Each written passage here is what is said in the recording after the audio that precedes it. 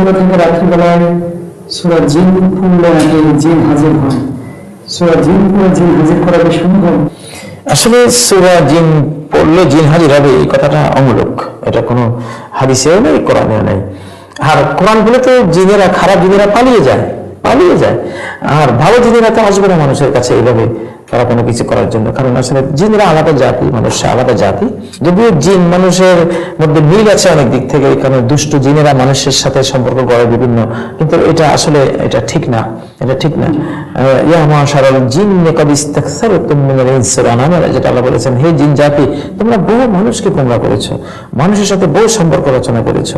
ওয়াকাল আউলিয়াহুম মিনাল ইনস, আবার মানুষের মধ্যে যারা জিন বন্ধু, জিনের বন্ধু, এরা বলবে রব্বানা ইসতামতা বা'দুনা বিবা'দ, রব আমরা একে অপর থেকে দৈহিক তৃপ্তি আমরা অর্জন করেছিলাম, ভোগ করেছিলাম একে অপরকে।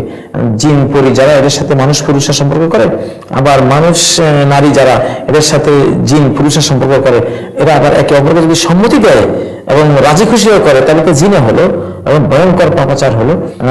তো আল্লাহ বলবেন ক্বালান নারু মাসওয়াকুম খালিদিনা ফিহা, কেন এটা করেছো? মানুষ হয়ে কেন জিনের সাথে সম্পর্ক করেছো? আবার জিন হয়ে কেন মানুষের সম্পর্ক করেছো? যাও জাহান্নামে যাও, চিরস্থায়ী জাহান্নামে। সৃষ্টির নিয়ম লঙ্ঘন করেছ। আল্লাহ সৃষ্টির একটা নিয়ম আছে, যেমন গরুতে জীবন যাপন, তারপরে কুকুরে জীবন যাপন, তাই না? মানুষের জীবন যাপন, এটা তো সিস্টেম আছে। সৃষ্টির সিস্টেম লঙ্ঘন করা এটা আল্লাহর কাছে অনেক বড় অপরাধ। তো এই জন্য আমরা আসলে জিন হাজির করারও কোনো প্রয়োজন নেই।